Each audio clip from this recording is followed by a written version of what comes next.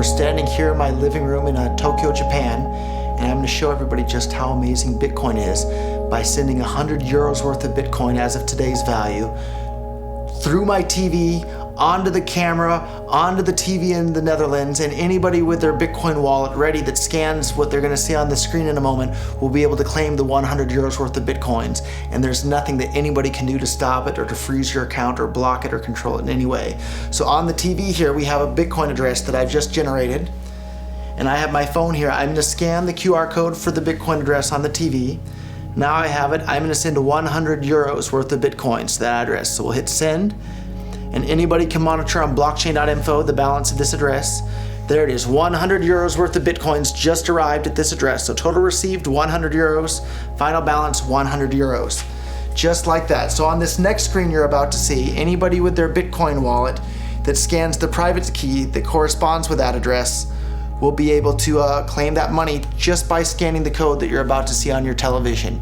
So if you want to take a look, here it comes, 100 euros ready for anyone to claim. All you have to do is scan this one right here, and it's 100 euros worth of Bitcoins as of today. By the time you scan it, it might be worth even more. So there it is for anyone ready to claim with their Bitcoin wallet. Okay, Holland, now you've just seen the power of Bitcoin. I sent 100 euros worth of Bitcoin from here in Tokyo directly to you guys through this camera, through the network, through the TV, right into your home. If I had tried to do that, send you the money with a traditional bank, it would have taken several days and probably cost 30 euros. I just did it right now with Bitcoin instantly, basically for free, and didn't have to ask anybody for permission. I didn't need a bank, I didn't need a government, I didn't need anybody. I just needed myself and you and our smartphones to do it.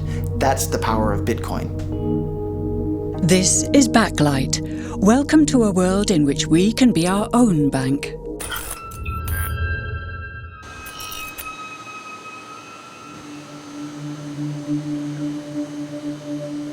We take it for granted that money creation is controlled by governments and banks. But there's a community of people who don't see this as a given and who get quite worked up about it. Wall Street is fraud, America is fraud, the world is fraud, banks are fraud, central banks are fraud. We live in an era of fraud. It's all based on fraud, and they get a percentage of the fraud. That's the business model. To suggest that there is any moral or ethical aspect to anything that's going on now is to be completely naive about the fact that we live in an era dominated by financial terrorists,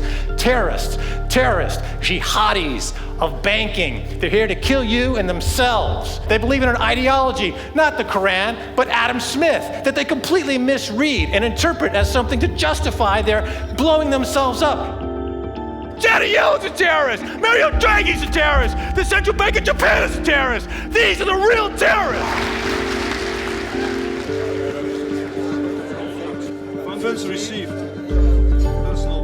This community is switching to what they think is a better monetary system. A system in which banks are no longer needed because payments could be made directly from one person to another. In a system of debt, one of the two parties is always the slave. And that is the architecture of money we live in. That is the architecture of money we use in our civilization. An architecture of money where you have no control. An architecture of money where every interaction is mediated by a third party that has absolute control over that money. Bitcoin is fundamentally different because in Bitcoin, you don't owe anyone anything and no one owes you anything. It is not a system based on debt. It is a system based on ownership. And no one can censor it, no one can seize it, no one can freeze it. And what they will tell you is that they're worried. They're very worried. They're worried that criminals will use Bitcoin. But the truth is that they're far more terrified than all of the rest of us will. Thank you. Bitcoin, the cryptocurrency that was mostly known as a convenient tool for criminals, has suddenly become an important topic at conferences on financial innovation all over the world. Proponents speak passionately of a digital miracle that can save the world from financial ruin. The Bitcoin story starts off like a gospel revelation. It's November the 2nd, 2008, just 6 weeks after the Lehman Brothers collapse, and all over the world there are panicked debates about how to save the banks. Then, on a little visited web forum for cryptographers, a document appears in which a completely new monetary system is proposed. The visionary author calls himself Satoshi Nakamoto. First time I heard about it, I was at lunch with a buddy in Texas, and he said, man, there's this crazy new money. And so we talked about it over lunch, and then I went home and I said, man, I wanna see if I can buy some. At first, I wanted to buy some. I emailed a friend of mine. I think I probably saw the white paper in some web forum or something. You know, it just said this is some electronic currency thing. And this was publicly available. You know, this was posted, I think December, 2008 or something. And these were the darkest days of the financial crisis. So that to me suggests a very clever mind that saw an opportunity, the perfect opportunity to introduce a new radical technology and a new radical approach to money and finance at just the right moment when people would be very open to making this big shift that's required to adopt a new currency. I'm pretty sure Satoshi is a human being, although I'd really love to go find out that he was some advanced AI. But 99.99% chance he was a human being. What's exciting for me is like a global economy. Right now we say we have a global economy, but I can't take $1 and give it to you in the Netherlands and then you know what to do with it, right? You would have to go and change it to your native currency. And when you kind of eliminate that step, and I can just send you one form of payment and you can send me a product in a matter of seconds, that starts to change things from a global perspective. The first wire that I sent was for $25,000, and this was in early 2011, and Bitcoins were somewhere around $1. All the way along, I was buying Bitcoin, and anytime I managed to earn some dollars from my other company, I put it into Bitcoin, and at this point, the vast majority of my net worth I've been keeping in Bitcoin for a while now.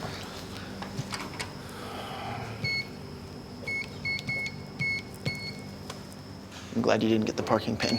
The car is actually like the perfect color for Bitcoin. It's like the Bitcoin orange. So we wanted to order some like Bitcoin decals and put like Bitcoin logos around the car and then drive it around Tokyo to help advertise Bitcoin. But still never got around to doing that, maybe someday. Roger Fear is the CEO of MemoryDealers.com, selling second-hand computer equipment. But for a couple of years now, he's been known as the Bitcoin Jesus. In 2011, he bought $25,000 worth of Bitcoins, which now have a market value of $6 million. And somebody closed my, I usually leave the trunk, the hood open a little bit so that I can reconnect the battery, but I don't know how it got closed between now and the last time I was here, so we'll have to... Some people think of Bitcoin as sort of an early adopter thing, like, okay, I'm already too late, or... So isn't that a problem for Bitcoin?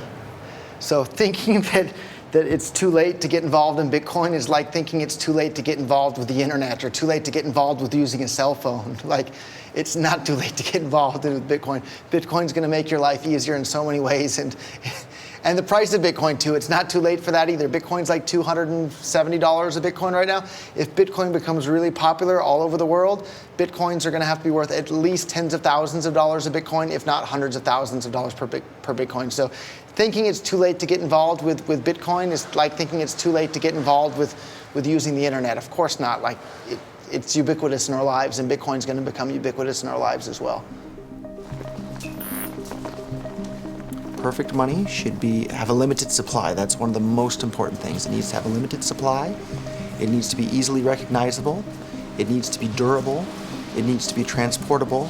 Bitcoin has all of those things better than any other form of money the world has ever seen. And that's why when I noticed Bitcoin for the first time, I realized that it's so incredibly useful as money that people are going to start using it more and more. Roger lives and works in Tokyo. He's outsourcing all the work for his own company so he can spend all his time promoting Bitcoin. So it's a pretty exciting time for Bitcoin right now with all the stuff going on in Greek. I mean, Bitcoin's up about $10 since yesterday, just since all the news on the Greek referendum vote, and just every day in Bitcoin is so exciting. So, and you can see, lots of trading and everything just in the last 24 hours there. I paid to put up a billboard in the heart of Silicon Valley right next to one of the busiest expressways. It just said, we accept Bitcoin, memorydealers.com, and then listed some of the parts that we sell. But then after that, I started paying for national radio ads in the United States that were on more than 100 radio stations across the United States, and paid for that for a couple of years. OK Wave, a popular consumer website in Japan, will accept Bitcoins from now on. At a press conference, Roger Ver helps them spread the word. But today, one Bitcoin is 35,000 yen.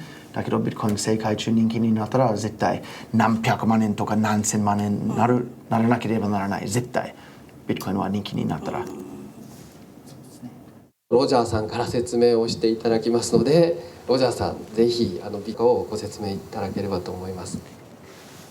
いいマニにはこういうことがあるんだけど、ナタリーさんは私より日本語うまいだから日本人だから、これはちょっと難しいことだから説明して聞いてくれませんか？すごいお金にはすごいさまざまな役割があるんですけれども、ビットコインはですね、手数料もかからなかったりとか、すごく透明性が高かったり、すごくオープンなリソースであったり、すごくお金にある、重要な要素をさらに超えていい要素がいっぱいあるということですね。今までのビットコインの前のお金にはこういうことはちょっとありましただけど、今までには人間の歴史のこと最初から今までビットコインは一番こういうこと持ってるだから、世界中には一番いいお金になる。ビットコイン財布が持ってたら今から送りますよ。送った。もう入った。早いでしょ？5秒じゃないよね。早い。何？これ何？すごい。そう、アプリインストールしたら。そう。今送ってる。もう送った？もう入ったでしょ？でも今日は1000円分。ビットコイン本当に世界中人気になったら100万円になるの可能性は全然あります。Roger, are you giving bitcoins away? I'm giving every single person here 1,000 yen worth of bitcoins, which is like $8 and something cents. So, 今もう入った。それリフレッシュバットもう入った。OK. I've given away thousands of whole bitcoins to just various people on Facebook that would post their Bitcoin address. And this was back when bitcoins were a couple of dollars each, so I'm sure those people are pretty happy at this point. How could this digital coin invented by this Satoshi Nakamoto become hundreds of times more valuable than the dollar? And why do enthusiasts like Roger Ver want the world to switch to bitcoins? To understand this, we need to look at how new bitcoins are created, a complex process called mining. Promotional videos make it look as if everyone can just mine bitcoins. Millions of people all over the world earn real crypto money daily. It's quite simple. Just download the special software, connect to the web, and wait for your profits to roll in. For mining, you don't need any special knowledge. You can mine at home, at work, or at a cafe, anywhere there's access to the internet. In fact, lots of people have already received a good income from mining. It's interesting, but does it get us? Does it get you out of the bed in the morning? No, it doesn't. I get it. Huh? Does it get you out of the bed in the morning? No, it doesn't. I get it. Marshall Long was one of the world's first Bitcoin miners. Now he's the CEO of Final Hash, a company that professionally mines Bitcoins. Okay, well that's fine. We can talk about it more in Chicago. That's fine. So, back in the early days, you know, I'd get phone calls from my buddies. Oh, hey man, I lost 10,000 Bitcoins because my computer blew up, right? Back then, one Bitcoin was less than a penny, right? So nobody cared. They lost $10. I don't care, right? And now 10,000 Bitcoins, that's $5 million. That's a big deal, right? So now it's interesting to see how the industry has changed. There wasn't YouTube videos and all these nice things to show you how to mine. So it took me about 3 weeks to hook a computer up to figure out how to do this mining. And back in the good days, you could take a laptop like this and you could mine maybe 100 or 200 coins in a day. When summertime in Houston came, my wife was like, this AC has been on for 24 hours. It's really hot. What are you doing up there? I said, oh, I'm just running some computers. And she walks up there and, you see 50 graphics cards all running at the same time. And it's very hot. And she's like, okay, you gotta get out of here. You gotta figure something else out because it is too hot. Hey, what's up, Nerdgasm fans? Jerry here, aka Barnacles. I'm here with Marshall Long from @FinalHash. Now, we're out here at, I would say, what's going to be the largest Bitcoin mine in North America. And it's realistically an actual mining operation. Like, you can pretty much attribute everything that's going on here to like a real gold mining operation. It's like you have heavy equipment, you have cost, you have fuel costs, and you have recovery. Everything. That you then go and sell and turn into real money. That's right.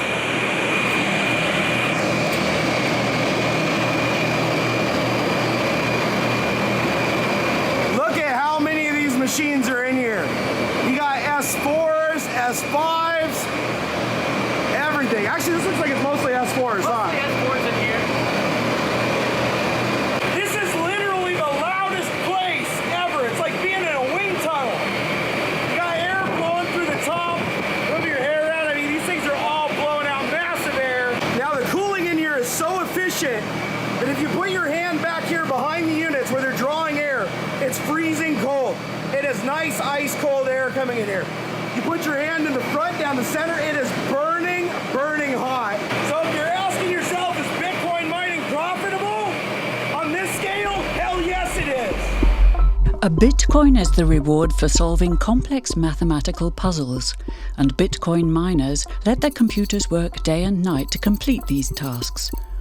All the Bitcoin users in the world are connected, and together they constitute a network that processes and checks all Bitcoin transactions in a public ledger called the blockchain, and Satoshi Nakamoto designed it in such a way that users can create a free and anonymous Bitcoin account number, a so-called wallet.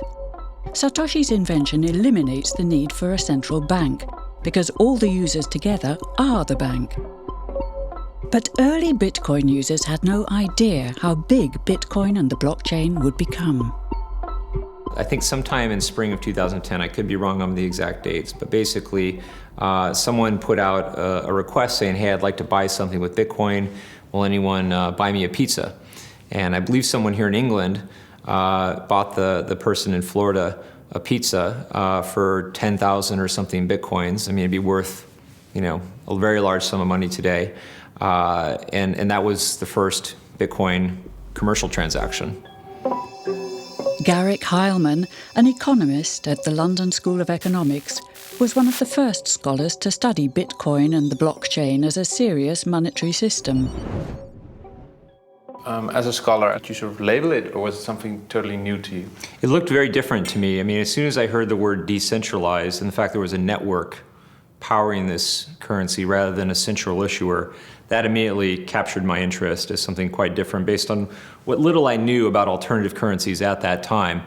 What it meant for people who are libertarians in particular is that the government couldn't come in and shut down a server and end Bitcoin. It would have to shut down the entire internet or turn off the electricity grid to stop Bitcoin. And so that was really attractive to people who are worried about these types of things.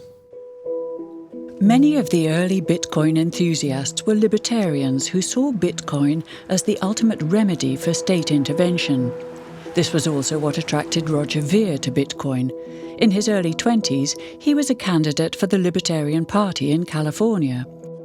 But during his campaign, he was sentenced to 10 months in prison for trafficking illegal fireworks. According to him, this was a political case brought by people who opposed his ideas. So I have two Bitcoin-related gees. I have the bitcoin.org gee, and I have the blockchain.info Bitcoin blockchain logo. So you think it was a political case? There's no doubt in my mind whatsoever, and in fact, even at one of the pre-trial conference things with the ATF agents, my attorney and the U.S. attorney, my attorney was saying, hey, these are store-bought firecrackers we sold on eBay. We can pay a fine and do some community service and be done with this. There's no reason to destroy my life over it and send me to prison and make me a felon. And the U.S. attorney at that point was kind of nodding his head like that sounds reasonable. And the ATF agent literally pounded his hand on the table and shouted, but you didn't hear the things that he said, which I think summed up very clearly. They weren't mad about anything that I had done. They were mad about the things that I had said, because the ideas that I'm trying to spread are subversive to the state. And I did 10 months in federal prison, and I was scared of the U.S. government. The moment I was allowed to leave the U.S., I left, and I haven't lived there ever since. And they have what's called an exit tax. So at the time you announce you're a United States citizen, they tax you on your entire net worth at capital gains tax rates, and you have to pay them that money. Otherwise, they'll probably either send you to jail or at the very least not ever let you back in the country ever again. If you think about it, it's not all that different than slaves from the past having to buy their freedom from the plantation owner. Money creation by the state is sort of connected to state aggression for you, right? In my line of thinking is if you or I create counterfeit euros or print euros or dollars or yen, we would go to jail for counterfeiting because it's destructive to the economy. By counterfeiting dollars, it's stealing from everybody else in the economy that has money. When governments do the exact same thing, it has the exact same negative effects. The only difference is they call it fancy names like quantitative easing or economic stimulus, but it's destructive for the exact same reasons.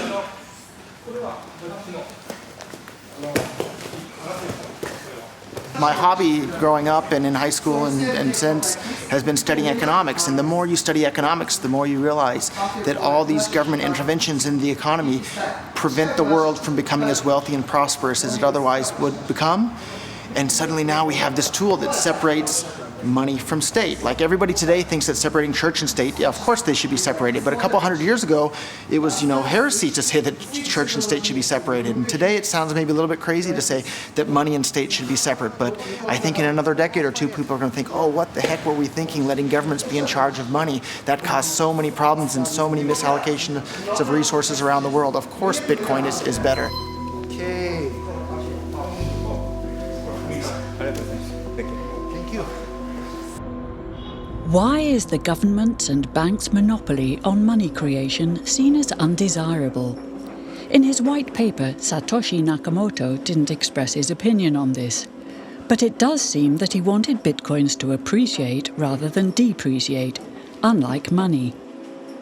He programmed Bitcoin in such a way that there's a maximum of 21 million bitcoins to be mined. Bitcoins weren't meant to resemble money, but gold. In November 2013, this dream became reality when 1 Bitcoin was worth an ounce of gold. The Bitcoin code itself has never been hacked, but in 2014, the customer data of Mt. Gox, an online exchange office, was stolen by hackers, causing the Bitcoin exchange rate to plummet.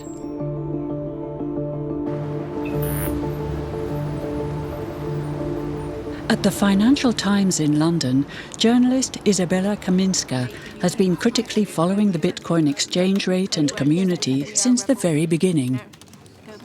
I've always been a geek about finance, and I've always been a geek about how the system works. So like the really boring nuts and bolts, the plumbing of the system. And I think in 2008, it was the first time we all really thought, actually, not only is this system as we know it possibly crumbling, there might be opportunities for new systems to come up as a result of it. Yeah, exactly. Well, yeah, so I guess I started writing about it again around here, 2012. And then we had the first little rally. And then this is also this is very reminiscent to the classic bubble chart. I know that you guys want to change the next. So you see, this is the famous bubble chart, which has takeoff, first sell-off, bear traps. So that's the first little micro, mini dump. Then you go to the new total bubble, then it crashes. And there's a bit of like a return. People think maybe it's going to come back, and then it crashes again, and then it gets back to a more realistic trajectory. And you'll see that really is very reminiscent to what we've seen here. What everyone is really wondering is, will we see a consolidation of this price, or will it recover somewhat, or will it go completely to zero? What do you think? I think what's best for Bitcoin is actually if it just stays stable. So everybody agrees volatility is currently the biggest enemy of Bitcoin. Satoshi's dream, what would that be? the paper doesn't really say what his big dream was. He just wanted an efficient mechanism that was cheap. But in terms of what I think people have projected his vision as being is this world where we are all our own bank. We don't have to depend on any intermediary, and banks are gone. In the current economy, because of the way our system is structured, if I decide to hoard my dollars, I'm usually hoarding them in an institution that is using them as a means of capital raising, and they will be lending them out. So my money, even though I'm saving, that saving is going into an investment somewhere else, being done by a bank, etc., and it's helping to grow the economy. So my saving doesn't disadvantage the economy. But in Bitcoin, there isn't that opportunity. So a hoarded Bitcoin is a hoarded Bitcoin. It's totally idle. It has no interest, it has no yield. It is simply sitting there doing nothing. And yet the person who holds on to it thinks they have a right to future income flow as if they had been investing. When the line was flat, people like massively bought in or mined Bitcoins, and they are now like multi-millionaire billionaires. They're the new 1%. They're the 1% of the Bitcoin economy, which again goes against the whole democratization side of the argument, because really you're not democratizing the economy. You're just transferring the power from the existing elite to a new elite. The fact that a few early Bitcoin miners and investors are now multi-millionaires is reminiscent of the current banking system, in which bankers are accused of personal enrichment.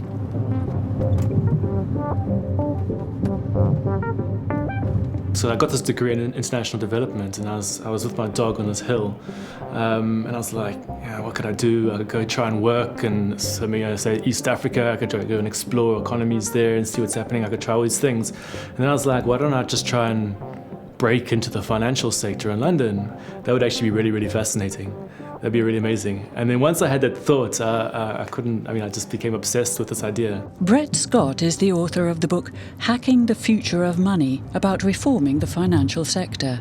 To immerse himself in the system he criticised, he worked for 2 years as a broker in the City of London. We're now in the city. We just passed the border dragon. Those dragons mark the boundaries of the City of London. So it's the financial district. Cut off all my hair, I bought my first suit. Interestingly enough, I had 2 interviews with Lehman Brothers, literally weeks before they went bust. And I remember being up in the sort of like 35th floor or something, and the guy was like, oh no, everything's fine, you know. Don't believe the stories you see in the press about us. And then they went under. If you created an entire society that was reliant on Bitcoin, yeah, you'd have massive problems of inequality.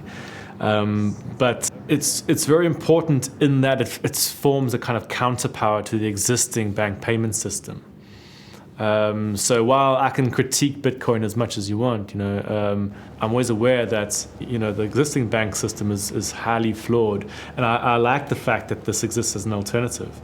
What's happening right now in a lot of the banking scene is this move towards it's called a cashless society. But if you think about what that actually means, it means every single payment that you undertake has to go via a commercial bank. Now, that means every single transaction you ever do will be monitored and recorded in a database somewhere. It means you'll always be giving fees to various credit card companies and so on. So there's potential for huge amounts of surveillance. There's all sorts of problems that come with a cashless society. In that world, something like Bitcoin, which is an electronic version of cash, or electronic form of, an electronic equivalent to cash, becomes quite important. It's St. Paul's Cathedral across there, which is where the Occupy movement set up camp in London, and they were there for a long time. They tried to occupy the London Stock Exchange, but weren't able to get in, so they chose St. Paul's instead. Do you think of Bitcoin and the whole movement being as a sort of better form of Occupy? It's a different form of Occupy.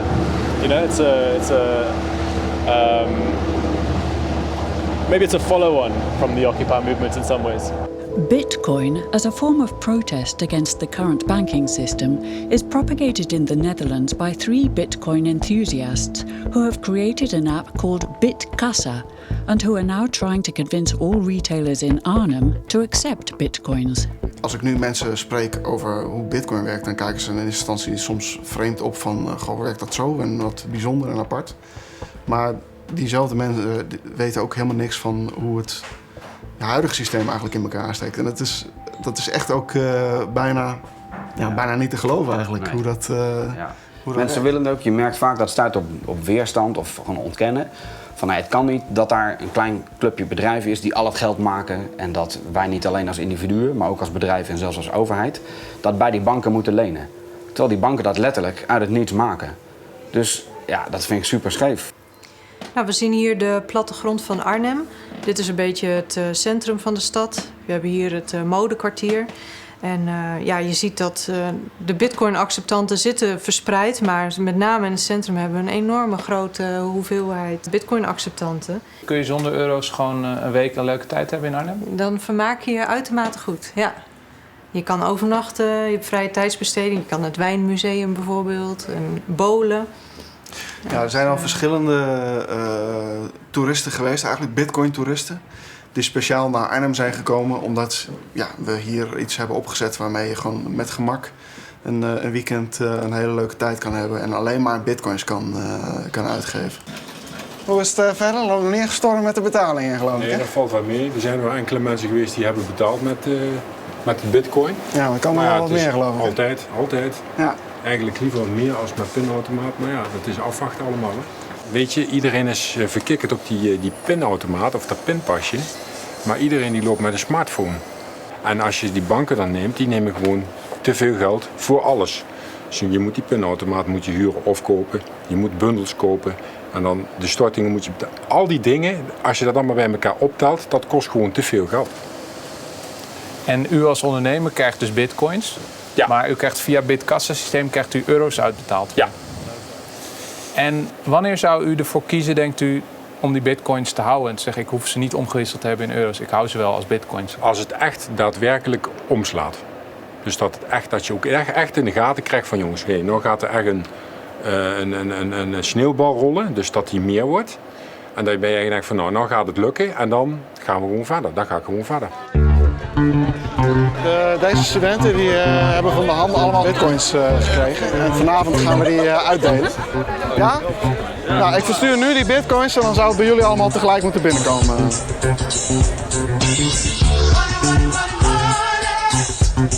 is nu onderweg.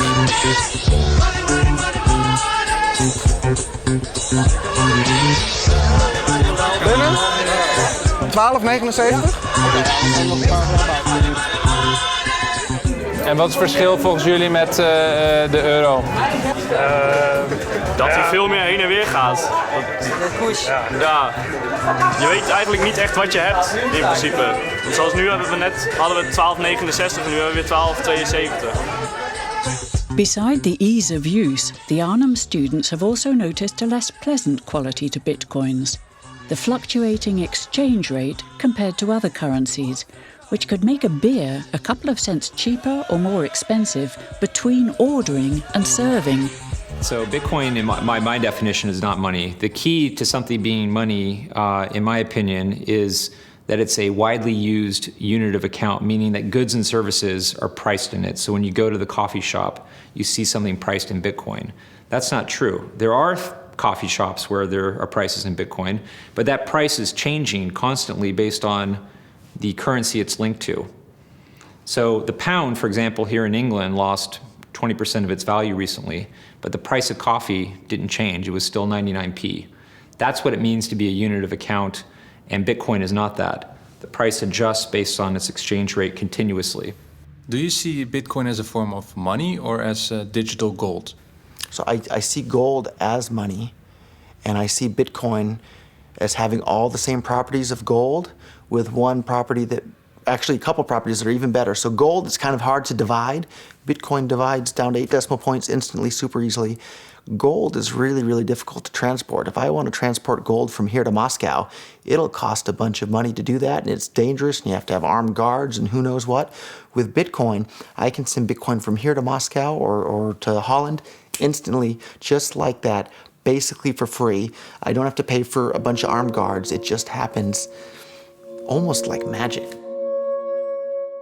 If you ever ask somebody why they think gold's valuable, they can't ever really tell you. They always give you these like weird stories around, oh, it's like a precious metal, isn't it? It's pretty. While we think it has all this intrinsic value, this intrinsic value of gold has been largely constructed in people's heads, often by actually like association with power, association with religious figures. Bitcoin has potential for similar types of construction. You could create this sense of this almost like a commodity-like token that has no immediate sort of value to it, but can be imbued with value.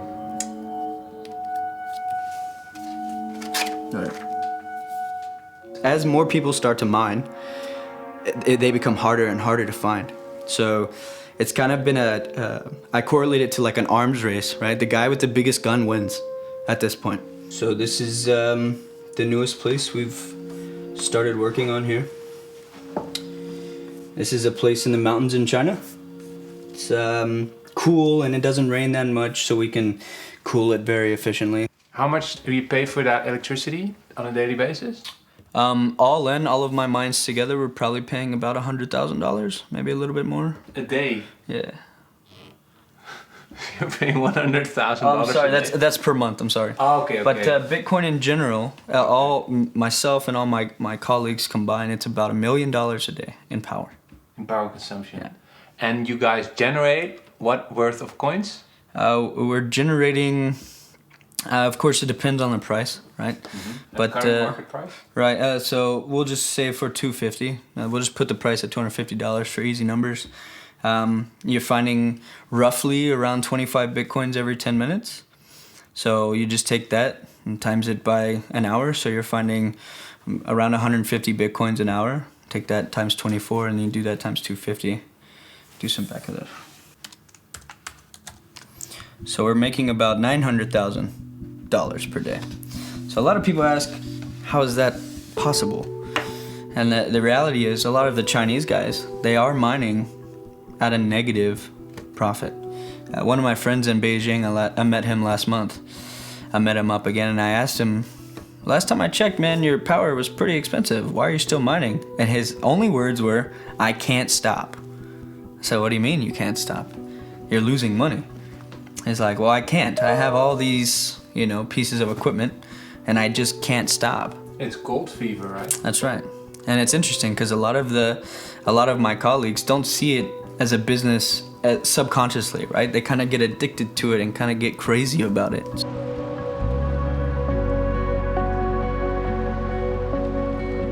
好，现在看到的就是我们那个长城镇的机房，这是我们大连的1号机房。现在有3层楼，我们使用的是第2层。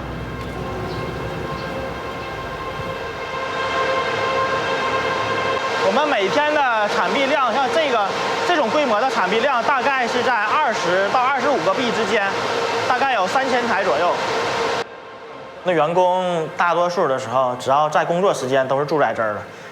员工的收入在国内传统的行业来比，同样的职位的话，他们的收入应该是偏高的。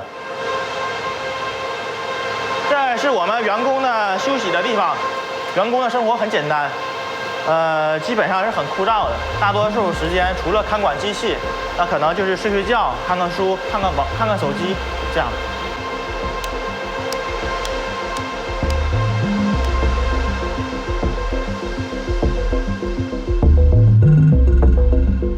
So what was supposed to be a very democratic system has ended up concentrating in exactly the same way that we have seen the banks concentrate their business. So now you have most of the miners are based in China, or most of the miners are huge server farms that, the average person can't be a miner anymore in Bitcoin. It's far, the barriers to entry are now really, really quite expensive. You have to invest in at least, thousands of dollars of equipment if you want to be a miner. And a lot of people who got into the first year of Bitcoin actually had mental breakdowns. It was so beautiful. It was like you're seeing, some of the most remarkable art ever for the first time.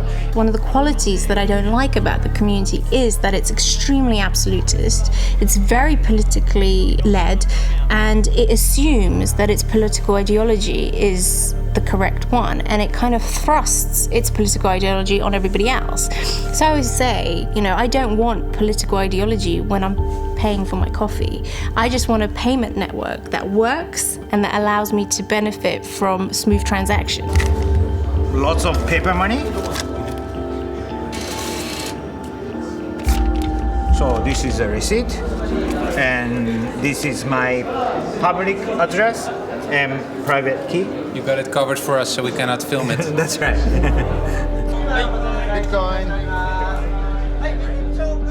Over the past 2 years, new members are increasingly joining the Bitcoin community, not for ideological reasons, but for practical ones. In Kiev, there are some protests happening, so people started using social media to share their QR code. Within a matter of days, they automatically had $15,000 in their wallets from sympathizers to the protests. That money was transferred from around the world. It's an incredibly powerful example, because today I spent 7 years in Nicaragua, and today I still cannot use PayPal to transfer money to my friends in Nicaragua. Whether or not Bitcoin will be worth millions isn't the main question for many computer scientists, investors, and hackers. To them, Satoshi Nakamoto's real invention is the blockchain technology, a global open ledger which can be used to share much more than just money. You may think that Bitcoin is just another way to pay for a cup of coffee, but it's not. Bitcoin is just the denomination used to pay the toll to put stuff on this global ledger. Now, if you think about it, timestamp recordings of deaths, births, property, transactions, votes, this is the entire fabric of our civilization, which makes the blockchain one of the most profound human innovations of our time, because having a massive global ledger as a public utility can completely reorganize the way that we run our societies. Fundamentally, blockchain is a database sort of mechanism, and it's a standard, it's a protocol. And one of the problems we have in an increasingly globalized system is that everyone is operating their systems on their own local standards. And getting people to do everything in a uniform way that benefits all of us, like, bringing in the metric system, that is really, really hard. Blockchain offers an opportunity to start this new, exciting technological industry from a standard that is globalized and potentially uniform. So I see the potential that way. The decentralized blockchain makes it possible to share data publicly without a single party controlling the system. In the blockchain, all participants in the network are equal.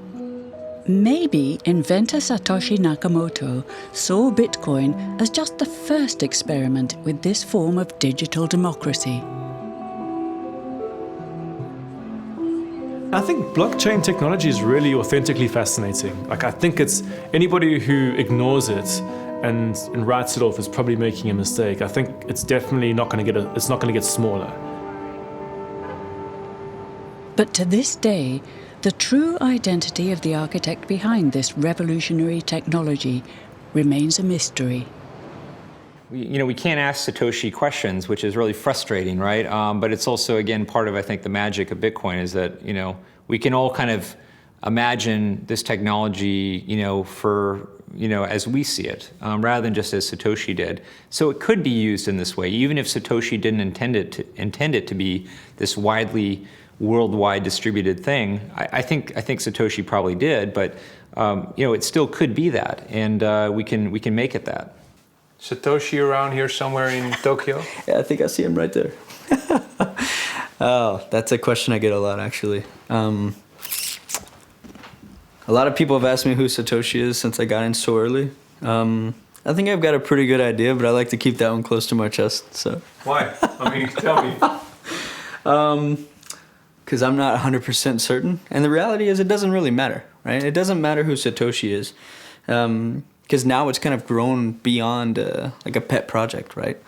What do you mean he owns Satoshi owns how many coins? I think he's got about 500,000 locked up. With his blockchain technology, inventor Satoshi Nakamoto has completely relinquished his control of Bitcoin.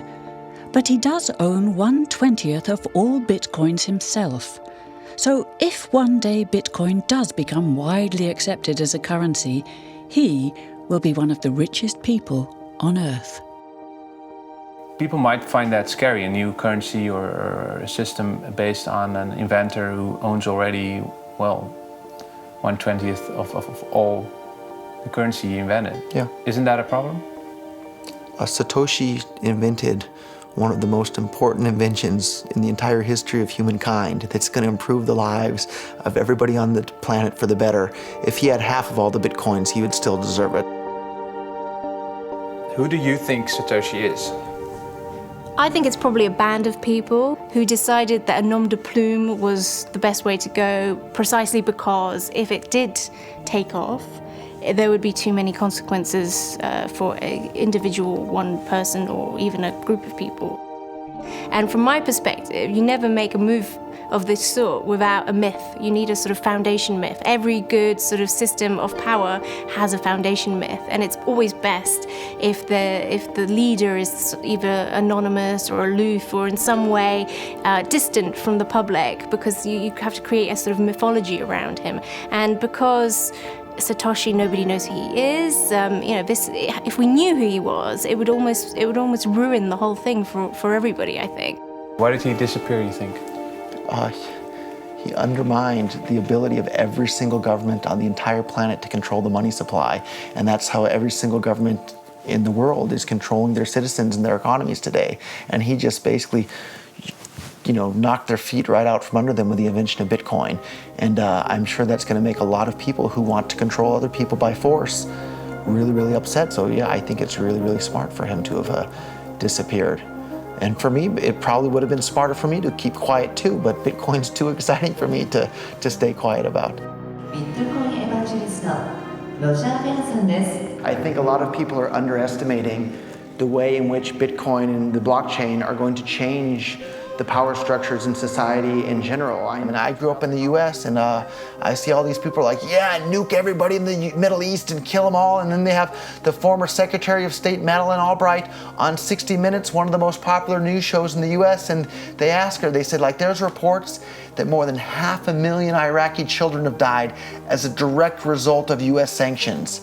And she looks back at her with a straight face and she goes, it was a really tough decision, but I think that it was worth it. Worth murdering 500,000 kids because of what the government did? And I apologize for crying, but it just disgusts me from my core when I see government people murdering people around the world.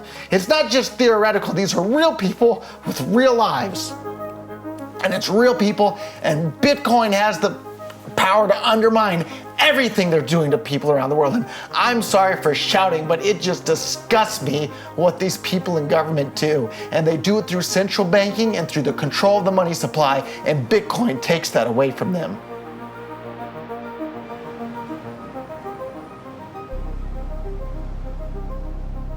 Ich hoffe, dass Ihnen das Video gefallen hat.